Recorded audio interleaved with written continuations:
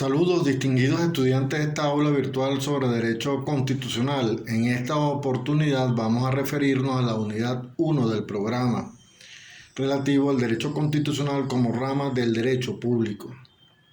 En primer lugar, debemos aclarar que el núcleo temático de la unidad 1 es abordar el objeto, fin, estructura, antecedentes, clases y características principales para la identificación del derecho constitucional como rama del derecho público.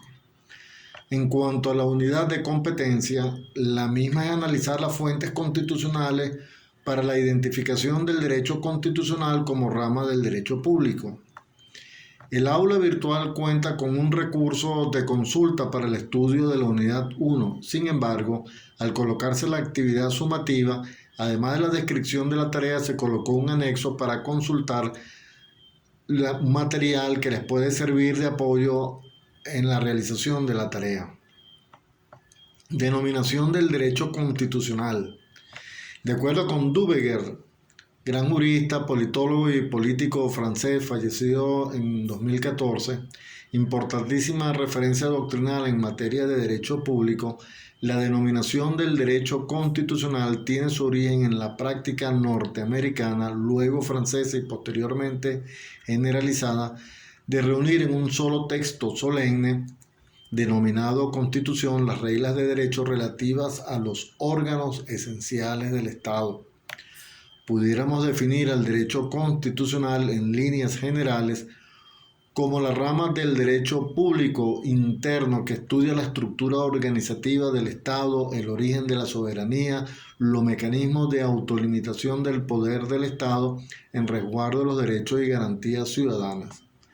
También pudiera definirse como lo señala nuestro autor patrio Humberto Larroche, igualmente importantísimo tratadista, que el derecho constitucional es la parte del derecho público interno que estudia la organización fundamental del Estado, determinando sus órganos primordiales y señalando a la vez las limitaciones de los poderes públicos frente a los individuos. En cuanto a su objeto, el derecho constitucional en un sentido amplio se ocupa del estudio jurídico de las reglas fundamentales de la organización política de la sociedad. El derecho constitucional tiene como fin el estudio de las normas supremas contenidas en la Constitución que no pueden prescindir de su carácter garantista.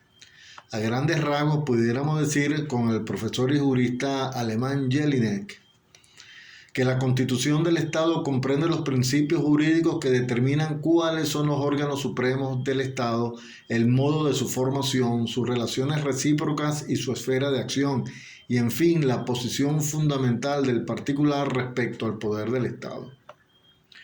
Dicho esto, y entrando en lo que consiste en la actividad sumativa 1, ustedes deben hacer un trabajo de investigación sobre las fuentes del derecho constitucional.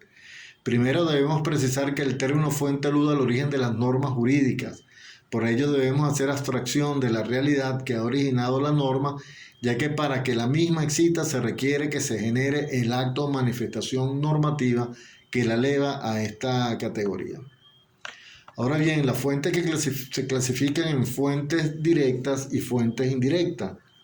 Como fuentes directas tenemos la Constitución y las leyes constitucionales, como pudieran ser en este último caso los tratados, los pactos y convenios relativos a los derechos humanos suscritos y ratificados por nuestro país, que tienen jerarquía constitucional y prevalecen en el orden interno, en la medida en que contengan normas sobre su goce y ejercicio más favorables a las establecidas en la Constitución y en las leyes de la República.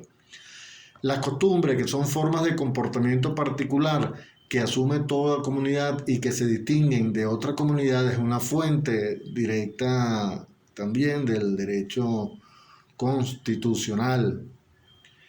Las fuentes indirectas, por otro lado, las pudiéramos establecer de la siguiente manera.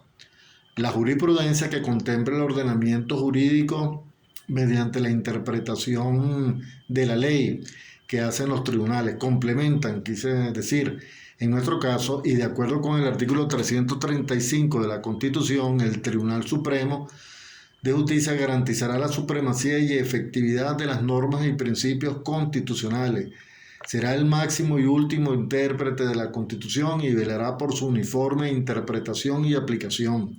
Las interpretaciones que establezca la Sala Constitucional sobre el contenido o alcance de las normas y principios constitucionales son vinculantes para las otras salas del Tribunal Supremo de Justicia y demás tribunales de la República. Por otra parte, la costumbre y los principios generales del derecho, podemos decir lo siguiente: las costumbres son una forma de comportamiento particular que asume toda comunidad que la distingue de otras comunidades. En el derecho mercantil, específicamente en el Código de Comercio, como ejemplo, pudiéramos decir que reconoce la costumbre como fuente del derecho, principalmente en las actividades de comercio. Los principios generales de derecho son el origen o el fundamento de las normas que participan de la idea de principalidad que les otorga primacía frente a las restantes fuentes del derecho.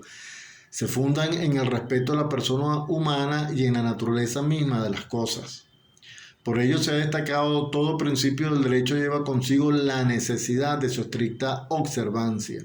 Son principios generales del derecho, por ejemplo, lo que frecuentemente oímos en nuestro foro, en lo accesorio sigue la suerte de lo principal, quien puede lo más, puede lo menos, quien sabe y consciente no recibe injuria ni engaño, nadie está obligado a lo imposible, nadie debe enriquecerse con daño de otro, nadie debe ser condenado sin ser oído, entre otros axiomas o principios que se toman como referencia sobre los principios generales del derecho. La doctrina, por otro lado, que es el conjunto global de las concepciones teóricas enseñadas como verdaderas por un autor o grupo de autores, es otra fuente indirecta del derecho. Y por último tenemos el derecho comparado, que es una disciplina que confronta la semejanza y las diferencias de los diversos sistemas jurídicos vigentes en el mundo con el propósito de comprender y mejorar el sistema jurídico de un determinado país. El derecho comparado obedece a que el ordenamiento jurídico difiere de un país a otro. Ahora bien, en el aula virtual, las indicaciones del trabajo a realizar están colocadas y se trata de un informe de investigación que deben entregar a más tardar el 3 de junio y que tiene un valor de 25% de la nota total en el curso. Las dudas que tengan, algún planteamiento, soy todo oído para resolverlas. Estas dudas o preguntas que ustedes hagan las pueden hacer llegar a través del foro de dudas y por mensajería.